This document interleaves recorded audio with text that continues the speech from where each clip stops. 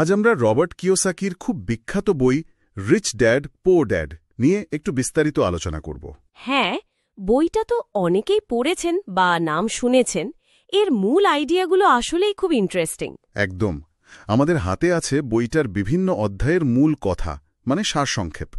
আমাদের উদ্দেশ্য হল কিওসাকি যে দুটো ভিন্ন আর্থিক চিন্তাধারার কথা বলেছেন সেটা বোঝা, আর তিনি যে আর্থিক স্বাধীনতার পথের কথা বলেন সেটাও একটু খতিয়ে দেখা। ঠিক, বইটার একেবারে কেন্দ্রে আছেন দুজন মানুষ, বা বলা ভালো দুজন বাবা। লেখকের নিজের ভাষায় পুয়ার ড্যাড মানে দরিদ্র বাবা, আর রিচ ড্যাড ধনী বাবা। হ্যাঁ, এই দুটো চরিত্র দিয়েই তো পুরো বিষয়টা অফবাউট হয়েছে। একদিকে লেখকের নিজের বাবা বেশ উচ্চশিক্ষিত, সরকারি চাকরি করেন, মানে যাকে বলে একদম টিপিক্যাল মধ্যবিত্ত পথ, টাকার জন্য খাটছেন। আর অন্যদিকে আছেন ওনার বন্ধুর বাবা, মানে তথাকথিত প্রথাগত শিক্ষা হয়তো কম, কিন্তু টাকা পয়সা, ইনভেস্টমেন্ট এসবের দারুণ বাস্তব জ্ঞান। উনি লেখককে টাকার আসল খেলাটা শিখিয়েছিলেন। তো এই দুই ধরনের চিন্তাধারার পার্থক্য, তাদের ফলাফল, এগুলো নিয়েই তো আজকের আলোচনা, তাই না? অবশ্যই। এই দুজনের জীবনের পথ, তাদের সিদ্ধান্তগুলো দেখলেই বইটার মূল মেসেজটা পরিষ্কার হয়, মানে কিভাবে ছোট ছোট সিদ্ধান্ত আমাদের আর্থিক ভবিষ্যতের দিকে নিয়ে যায়। তাহলে চলুন একদম প্রথম আইডিয়াটা দিয়েই শুরু করি, মানসিকতার বদল। বইয়ের প্রথম শিক্ষাই তো এটাই, ধনীরা টাকার জন্য কাজ করে না, টাকাই তাদের জন্য কাজ করে। এটা শুনতে বেশ বৈপ্লবিক লাগে। হ্যাঁ, বৈপ্লবিক তো বটেই, কারণ আমাদের চারপাশে আমরা কি দেখি? বেশিরভাগ মানুষই তো ওই পুয়ার ড্যাডের পথেই হাঁটে, মানে ভালো করে পড়ো, ভালো চাকরি পাও, মাস গেলে স্যালারি। ঠিক। কিওসাকি বলছেন এই চিরাচরিত পথটা আসলে দুটো ইমোশন দিয়ে কন্ট্রোলড হয়। একটা হলো ভয়। হ্যাঁ, ভয়, মানে চাকরি হারানোর ভয়। এই ভয়টা মানুষকে একটা সেফ জোনে আটকে রাখে। আর দ্বিতীয়টা হলো লোভ। লোভ, মানে আরও টাকা, আরও ভালো জিনিস কেনার ইচ্ছে। একদম। এই ভয় আর লোভের চক্করে মানুষ টাকার পেছনে ছুটতেই থাকে। তারা টাকার মালিক হতে পারে না, বরং টাকাই তাদের মালিক হয়ে যায়। রিচ ড্যাডের দর্শনটা ঠিক এর উল্টো। তিনি শেখান টাকার ফ্লোটা বুঝতে হবে, আর সেই টাকাকে কাজে লাগিয়ে আরও টাকা বানাতে হবে, মানে টাকাকে নিজের কর্মচারী বানাতে হবে। বাহ, টাকাকে কর্মচারী বানানো, আইডিয়াটা দারুণ। কিন্তু এর মানে কি এই যে আমাদের এডুকেশন সিস্টেম, মানে প্রথাগত শিক্ষা, সেটা আমাদের ভুল শেখাচ্ছে? কিওসাকি কি এটাই বলতে চাইছেন?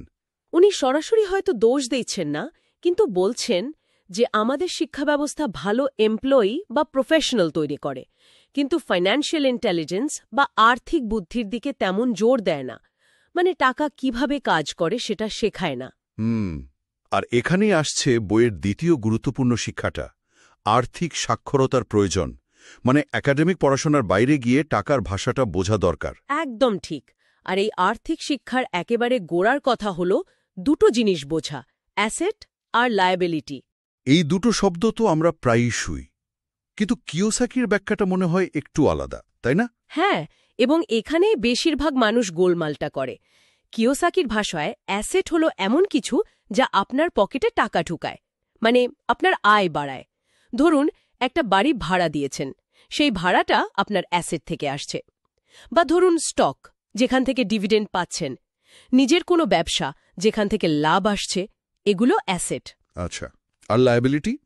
লায়াবিলিটি ঠিক উল্টো, যা আপনার পকেট থেকে টাকা বের করে নিয়ে যায়। যেমন ধরুন গাড়ির লোন, প্রতি মাসে কিস্তি দিতে হচ্ছে, বা ক্রেডিট কার্ডের বিল। অথবা ধরুন নিজের থাকার জন্য একটা খুব বড় বাড়ি কিনলেন, যার জন্য বিশাল অঙ্কের মর্টগেজ নিচ্ছেন, আবার ট্যাক্স, মেইনটেনেন্স এসব খরচ আছে। যদি সেটা থেকে কোনো আয় না আসে, তাহলে ওটা লায়াবিলিটি। তার মানে কিওসাকি বলছেন যেটাকে আমরা প্রায় সম্পদ ভাবি, যেমন নিজের থাকার বাড়ি বা শখের গাড়ি, সেগুলোই অনেক সময় আমাদের আর্থিক ফাঁস হয়ে দাঁড়ায়। মধ্যবিত্ত বা গরিব মানুষরা প্রায় লায়াবিলিটি কিনে সেটাকে অ্যাসেট ভেবে বসে থাকে, কিন্তু ধনীরা ফোকাস করে অ্যাসেট কেনার দিকে, এমন জিনিস যা তাদের হয়ে আয় করতে থাকবে। খুব ইন্টারেস্টিং পয়েন্ট। আচ্ছা, এই অ্যাসেট তৈরির আইডিয়ার সাথেই তো আসছে বইয়ের তৃতীয় শিক্ষা, মাইন্ড ইয়োর ওন বিজনেস, মানে নিজের ব্যবসায় মন দিন। এর মানে কি এই যে সবাইকে চাকরি ছেড়ে দিতে হবে, ব্যবসায়ী হতে হবে? না, ঠিক তা নয়। কিওসাকি এখানে বিজনেস বলতে বোঝাচ্ছেন আপনার অ্যাসেট কলামটাকে, মানে আপনার চাকরি বা প্রফেশন যাই হোক সেটা আপনার খরচ চালাবে, কিন্তু আপনার আসল ব্যবসা হলো আপনার অ্যাসেটগুলো, যা আপনার জন্য আয় তৈরি করে। ও আচ্ছা, মানে চাকরির পাশাপাশি নিজের অ্যাসেট তৈরি করা। হ্যাঁ, সেটা হতে পারে রিয়েল এস্টেটে ইনভেস্টমেন্ট, স্টক মার্কেটে টাকা খাটানো, নিজের কোনো ছোট সাইড বিজনেস, এমনকি ইন্টেলেকচুয়াল প্রপার্টি, যেমন একটা বই লেখা বা কোনো ডিজাইন করা, যেখান থেকে রয়্যালটি আসে। মূল কথা হলো আয়ের একাধিক উৎস তৈরি করা, শুধু মাইনের ওপর নির্ভর না করা। বুঝলাম। তো অ্যাসেট তৈরি করতে গেলে তো পুঁজি লাগে, আবার ট্যাক্সের ব্যাপারটাও চলে আসে। কিওসাকি বলছেন ধনীরা নাকি ট্যাক্সের নিয়মকানুন খুব ভালো বোঝে এবং সেটাকে কাজে লাগায়। এটা কিভাবে হয়? দেখুন, বইয়ের দৃষ্টিকোণ থেকে যদি বলি, ধনীরা অনেক সময় ব্যক্তিগতভাবে আয় না করে একটা কর্পোরেট স্ট্রাকচার বা কোম্পানির মাধ্যমে আয় আর খরচ ম্যানেজ করে। কারণ অনেক দেশেই কোম্পানির লাভের ওপর ট্যাক্সের নিয়ম আর ব্যক্তিগত আয়ের ওপর ট্যাক্সের নিয়ম আলাদা। আচ্ছা। আর ব্যবসার জন্য যে খরচগুলো হয় সেগুলো সাধারণত ট্যাক্স দেওয়ার আগে আয় থেকে বাদ দেওয়া যায়। কিওসাকি বলছেন এই কর্পোরেশন বা কোম্পানি হল একটা আইনি টুল, যেটা ব্যবহার করে ধনীরা আইন মেনে ট্যাক্সের বোঝা কমাতে পারে এবং নিজেদের সম্পদ রক্ষা করতে পারে। তারা এমন অনেক খরচ ব্যবসার নামে দেখায় যা সাধারণ চাকরিজীবীরা পারে না, তাদের নিজের পকেট থেকে করতে হয়। তার মানে আইন আর নিয়মকানুন জানাটা এখানে খুব জরুরি। অবশ্যই, তবে মনে রাখতে হবে এই ট্যাক্সের বিষয়গুলো কিন্তু বেশ জটিল, আর দেশ অনুযায়ী নিয়মকানুন অনেক আলাদা হয়। কিওসাকি মূলত আমেরিকার প্রেক্ষাপটে তার পর্যবেক্ষণগুলো শেয়ার করেছেন। ঠিক। এর পরের শিক্ষাটাও বেশ অন্যরকম। ধনীরা টাকা আবিষ্কার বা তৈরি করে, আমরা তো ভাবি টাকা রোজগার করতে হয়। তৈরি করা মানে কি? এটা আসলে একটা মাইন্ডসেটের ব্যাপার। ধরুন একটা দামি জিনিস দেখলেন, বেশিরভাগ মানুষ ভাববে, উফ, এটা কেনার সামর্থ্য আমার নেই, এখানেই শেষ। কিন্তু রিচ ড্যাড শেখাচ্ছেন প্রশ্নটা করতে হবে অন্যভাবে। কিভাবে আমি এটা কিনতে পারি? প্রশ্নটা বদলালেই চিন্তার মোড় ঘুরে যায়। ঠিক, এই প্রশ্নটাই আপনার মস্তিষ্ককে চ্যালেঞ্জ করে, সমাধান খুঁজতে বলে। কিওসাকি বলছেন ফাইন্যান্সিয়াল ইন্টেলিজেন্স মানে শুধু হিসাব জানা নয়, সুযোগ খুঁজে বের করার ক্ষমতাও। ধনীরা এমন অপরচুনিটি দেখতে পায় যা অন্যরা মিস করে যায়। তারা নতুন আইডিয়া নিয়ে ভাবে, ঝুঁকি কতটা সেটা মাপে এবং ক্যালকুলেটেড রিস্ক নেয়। তাদের কাছে টাকা শুধু টাকা নয়, এটা ক্রিয়েটিভিটি, সাহস আর বুদ্ধি দিয়ে তৈরি করা একটা সম্পদ। কিন্তু এই পথে চলতে গেলে তো অনেক বাধা আসে, মানে মানসিক বাধা। সেগুলোর কথাও তো কিওসাকি বলেছেন মনে হয় ষষ্ঠ শিক্ষাতে। হ্যাঁ, বলেছেন। তিনি 5টা প্রধান বাধার কথা উল্লেখ করেছেন যা মানুষকে আর্থিকভাবে সফল হতে দেয় না। এগুলো খুব চেনা পরিচিত জিনিস কিন্তু। যেমন? প্রথমটা হলো ভয়, বিশেষ করে টাকা হারানোর ভয়। এই ভয়েই অনেকে বিনিয়োগ করতে বা নতুন কিছু শুরু করতে পারে না। দ্বিতীয়টা হলো সন্দেহ বা সিনিসিজম, মানে এসব হয় না, আমার দ্বারা হবে না, এই জাতীয় নেগেটিভ চিন্তা। আচ্ছা। আর তৃতীয়টা হলো আলস্য, মানে কিছু করার বা শেখার ইচ্ছেটাই না থাকা, খালি অজুহাত দেওয়া। চতুর্থ হলো খারাপ অভ্যাস, যেমন টাকা হাতে এলে আগে খরচ করে ফেলা, তারপর মাস শেষে যা বাঁচে তা জমানোর চেষ্টা করা, পে ইয়োরসেলফ ফার্স্ট নীতিটা না মানা। খরচের অভ্যাসটা আসলেই একটা বড় ফ্যাক্টর। আর পঞ্চমটা হলো অহংকার, মানে আমি সব জানি। এই মনোভাব থাকলে নতুন কিছু শেখা বা অন্যের থেকে পরামর্শ নেওয়া খুব কঠিন হয়ে যায়। কিওসাকি বলছেন এই ভেতরের বাধাগুলো জয় করতে না পারলে বাইরে সাফল্য পাওয়া মুশকিল। একদম ঠিক। এগুলো তো গেল মানসিক বাধার কথা।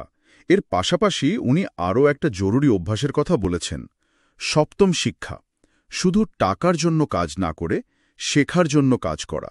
এটা একটু বুঝিয়ে বলবেন, মানে কম মাইনেতে কাজ করা কি ঠিক?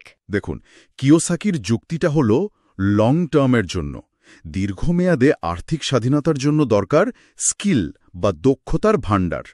বিশেষ করে ক্যারিয়ারের শুরুর দিকে এমন কাজ বা প্রজেক্টে ঢোকা উচিত যেখানে management, investment, marketing, sales, communication, leadership এই সব জরুরি স্কিল শেখার সুযোগ আছে। আচ্ছা, মানে তাৎক্ষণিক স্যালারির চেয়ে স্কিল ডেভেলপমেন্টে জোর দেওয়া। হ্যাঁ, কারণ এই দক্ষতাগুলোই ভবিষ্যতে আপনার সবচেয়ে বড় অ্যাসেট হয়ে উঠবে। আপনাকে শুধু একটা চাকরির ওপর নির্ভরশীল থাকতে হবে না, আপনি নিজের পথ তৈরি করতে পারবেন। এই মাল্টিপল স্কিলই মানুষকে অর্থনৈতিকভাবে স্বাধীন করে তোলে। পুরো ব্যাপারটা শোনার পর এখন মনে হচ্ছে, আচ্ছা, এত কিছু তো বুঝলাম, কিন্তু শুরুটা করব কিভাবে? মানে অ্যাকশন প্ল্যানটা কি? বইয়ের শেষের দিকে কি এ নিয়ে কিছু বলা আছে? হ্যাঁ, কিওসাকি কিছু প্র্যাকটিক্যাল স্টেপের কথা বলেছেন। যেমন প্রথমত একটা খুব স্ট্রং কেন খুঁজে বের করতে হবে। মানে আপনি কেন আর্থিকভাবে স্বাধীন হতে চান, আপনার মোটিভেশনটা কি? এই গভীর ইচ্ছাটাই আপনাকে চালিয়ে নিয়ে যাবে। ঠিক, একটা লক্ষ্য দরকার। দ্বিতীয়ত, প্রতিদিন নতুন আইডিয়া, নতুন সুযোগ নিয়ে ভাবা, মানে গতানুগতিক চিন্তার বাইরে বেরোতে হবে। তৃতীয়ত, আপনার আশেপাশের মানুষজন, বন্ধু, পরামর্শদাতা, এদের ঠিকঠাক বেছে নেওয়া, যারা আপনাকে ইন্সপায়ার করে, যাদের থেকে শিখতে পারেন, তাদের সাথে থাকা। সঙ্গী নির্বাচন খুব জরুরি। চতুর্থত, ওই যে বললাম, পে ইয়োরসেলফ ফার্স্ট। আয় করার পরে আগে নিজের জন্য, মানে নিজের অ্যাসেট কলামের জন্য একটা অংশ সরিয়ে রাখা, তারপর বাকিটা দিয়ে খরচ চালানো। এটা একটা ডিসিপ্লিনের ব্যাপার। এটা বেশ কঠিন কিন্তু জরুরি। পঞ্চমত, ভালো উপদেষ্টা, যেমন ধরুন অ্যাকাউন্টেন্ট বা আইনজীবী, তাদের সাহায্য নেয়া এবং তার জন্য প্রয়োজনীয় ফি দিতেও রাজি থাকা, কারণ তারা আপনার সম্পদ রক্ষা করতে আর বাড়াতে সাহায্য করবে। আর অবশ্যই ষষ্ঠত, ক্রমাগত শেখা, বই পড়া, সেমিনার করা, অভিজ্ঞদের সাথে কথা বলা, আর্থিক জ্ঞান বাড়ানোর চেষ্টা চালিয়ে যেতে হবে। তার মানে এটা আসলে একটা কন্টিনিউয়াস প্রসেস, একদিনে কিছু হবে না। একদম, এটা কোনো স্প্রিন্ট নয়, ম্যারাথন। রাতারাতি ধনী হওয়ার কোনো ফর্মুলা কিওসাকি দেননি। তিনি একটা দীর্ঘমেয়াদী যাত্রার কথা বলেছেন। এর জন্য ধৈর্য ধরতে হবে, ডিসিপ্লিনড হতে হবে, ছোট ছোট স্টেপে এগোতে হবে, ভুল করলে সেখান থেকে শিখতে হবে, আর ক্যালকুলেটেড রিস্ক নিতে হবে। তাহলে আজকের আলোচনা থেকে মূল যে বিষয়টা আমরা পেলাম সেটা হলো, আর্থিক স্বাধীনতা মানে শুধু একটা ভালো চাকরি বা খুব বেশি খাটনি নয়। এর জন্য দরকার চিন্তাভাবনার পরিবর্তন, মানে মাইন্ডসেট শিফট। দরকার ফাইন্যান্সিয়াল লিটারেসি বা আর্থিক জ্ঞান অর্জন করা, লায়াবিলিটি কমিয়ে অ্যাসেট বাড়ানো, আর ভয়, সন্দেহ, আলস্য, অহংকারের মতো ভেতরের বাধাগুলোকে জয় করা, আর সবসময় শিখতে থাকা। পুয়ার ড্যাড শিখিয়েছেন কিভাবে সিস্টেমের মধ্যে একজন ভালো কর্মী হওয়া যায়, আর রিচ ড্যাড শিখিয়েছেন কিভাবে সিস্টেমটাকে নিজের কাজে লাগানো যায়, কিভাবে টাকার মালিক হওয়া যায়। ঠিক বলেছেন। আর এখানেই হয়তো একটা প্রশ্ন রেখে যাওয়া যায় সবার জন্য। রিচ ড্যাড আর পুয়ার ড্যাডের এই দুই ধরনের ফিলসফি শোনার পর আমরা নিজেরা আমাদের আর্থিক জীবনটাকে কোন দিক দিয়ে দেখছি? আমাদের ফোকাসটা কি শুধু একটা চাকরি আর সেটার নিরাপত্তাতেই আটকে আছে, নাকি আমরা আমাদের চাকরির পাশাপাশি নিজের একটা ব্যবসা, মানে নিজের অ্যাসেট কলম তৈরি করার কথাও ভাবছি বা সেদিকে এগোচ্ছি? এই পার্থক্যটা বুঝতে পারাটাই হয়তো কিওসাকির দেখানো পথে চলার প্রথম ধাপ।